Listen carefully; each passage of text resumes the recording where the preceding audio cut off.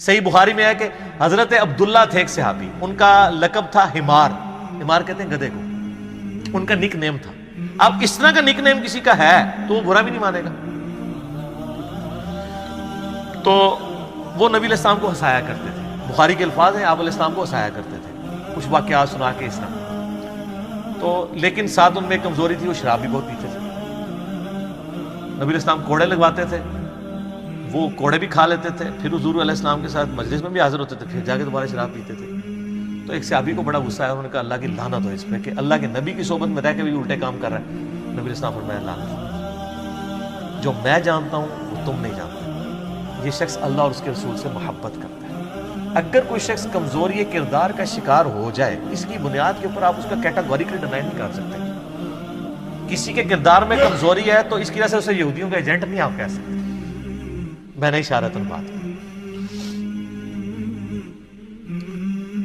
یہ تھوڑی احتیاط کرنی چاہیے۔ بخاری و مسلم دونوں میں حدیث ہے، انس بن مالک کہتے ہیں کہ میرا بھائی تھا ابو عمیر، تو نبی علیہ السلام اس سے بڑا لاڈ کیا کرتے تھے۔ اس نے ایک چڑیا پالی ہوئی تھی چھوٹی سی، وہ فوت ہو گئی۔ تو نبی علیہ السلام جب کبھی بھی اس کو ملتے تھے تو کہتے تھے ابو عمیر تیری چڑیا نے کیا کیا ہے؟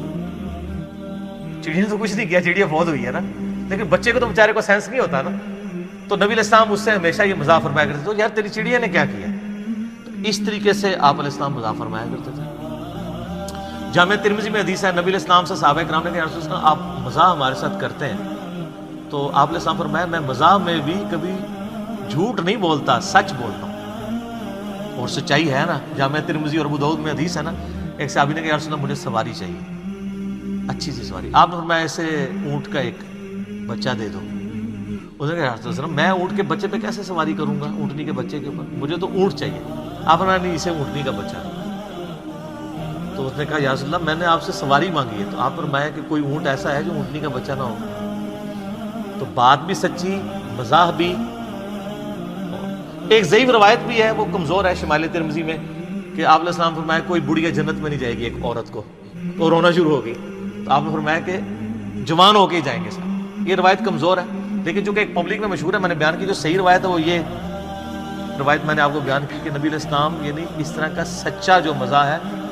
انس بن مالک کہتے ہیں، جامع ترمذی میں حدیث ہے کہ نبی علیہ السلام مجھے کہا کرتے تھے دو کانوں والے، تو دو کان تو ساروں کے ہوتے ہیں، لیکن ایک محبت سے کہہ دیا۔ اچھا ایک بڑی زبردست حدیث ہے، بڑی مزیدار ہے، بڑی وجد امیز حدیث ہے، مسند امام احمد میں اور شمائل ترمذی میں ہے۔ ایک صحابی تھے پینڈو، اور گنوار، صحابہ کرام کہتے ہیں بالکل چٹا ان پڑھ عربی شخص تھا، اور دماغ کا بھی پورا سا تھا، جس طرح سادہ لوگ ہوتے ہیں۔ تو نبی علیہ السلام کے پاس جب بھی آتا تھا آپ اسے بڑی محبت کرتے تھے، اور صحابہ کہتے ہیں وہ خوش شکل بھی نہیں تھا، کوجا۔ تو آپ علیہ السلام اسے بڑی محبت کرتے تھے، اور آپ پھر نا اس کو خوب تھاپڑا دے کہتے تھے یہ جو ہے نا فلاں گاؤں میں ہمارا ریپریزنٹیٹیو ہے، یہ ہمارا نمائندہ ہے۔ تو وہ بھی چوڑا ہو جاتا تھا کہ ہاں جی میں حضور دا ریپ ہوں۔ اچھا، تو صحابہ کرام کہتے ہیں ایک دفعہ وہ شہر میں آیا، تو وہ شہر میں آ کے کچھ چیزیں بیچا کرتا تھا نا، گاؤں سے لا کے حضور کے لیے بھی کچھ گفٹ لے آتا تھا، کیا کھجوریں کوئی اس طرح کی چیزیں۔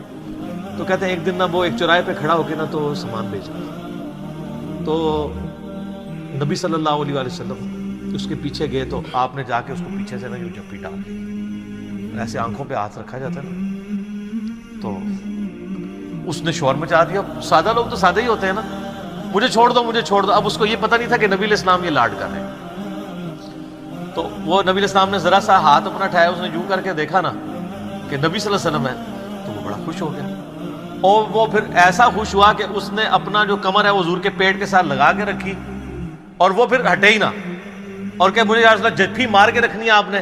پھر آپ علیہ السلام نے اس کی دل جوئی کے لیے فرمایا، آپ نے میں کون ہے جو یہ غلام خریدے، ٹھیک ہے، یعنی وہ چیزیں بیچ رہا تھا، آپ نے میں کون ہے جو یہ غلام خرید لے۔